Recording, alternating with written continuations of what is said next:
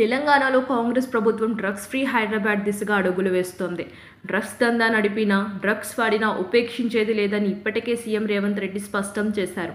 Cinema stars ఈ విషయంలో ముందుకు వచ్చి డ్రగ్స్కి వ్యతిరేకంగా అవగాహన వీడియోలు చేయాలని కోరారు.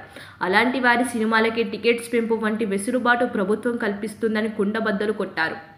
అయితే అనూహ్యంగా హీరోయిన్ రకుల్ ప్రీత్ సింగ్ తమ్ముడు అమన్ ప్రీత్ సింగ్ డ్రగ్స్ కేసులో పట్టుబడడం కలకలం రేపుతోంది. రకుల్ ప్రీత్ సింగ్ సోదరుడు అమన్ ప్రీత్ సింగ్ డ్రగ్స్ కొనుగోలు వ్యవహారంలో పోలీసులకు పట్టుబడ్డాడు.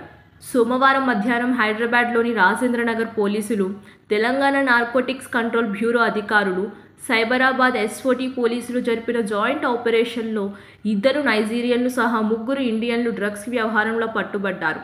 వారిలో అమన్ ప్రీత్ సింగ్ కూడా ఒకరు. అమన్ ప్రీత్ సింగ్ అరెస్ట్ తర్వాత కూడా పోలీసులు అతనికి సంబంధించిన వివరాలు బయటపెట్టేందుకు మొదట సంకోచించారు.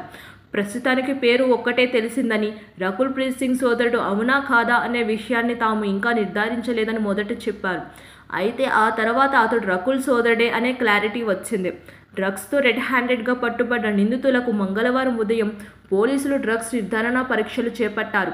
మొత్తం 6 నిందితులకు డ్రగ్స్ తీసుకున్నట్లుగా పాజిటివ్ వచ్చింది. అందులో హీరోయిన్ రకుల్ తమ్ముడు అమన్ ప్రీత్ సింగ్ కూడా ఉన్నాడు. దీంతో అమన్పై పోలీసులు ఎన్డీపీఎస్ యాక్ట్ 27 కింద కేసు నమోదు చేశారు. కేసులో A6గా అతడిని చేరుస్తూ కేసు నమోదైంది. ఈ మేరకు వైద్య పరీక్షలు ముగిసిన వెంటనే నిందితులను పోలీసులు కోర్టులో హాజరుపరచనున్నారు. ఇక హైదర్ షా కోర్ట్ పరిధిలోని విశాల్ నగర్ జనాబ్ ఫోర్ట్ వ్యూ అపార్ట్మెంట్లోని ఫ్లాట్ నంబర్ 202 పైన నిన్న దాడులు నిర్వహించారు.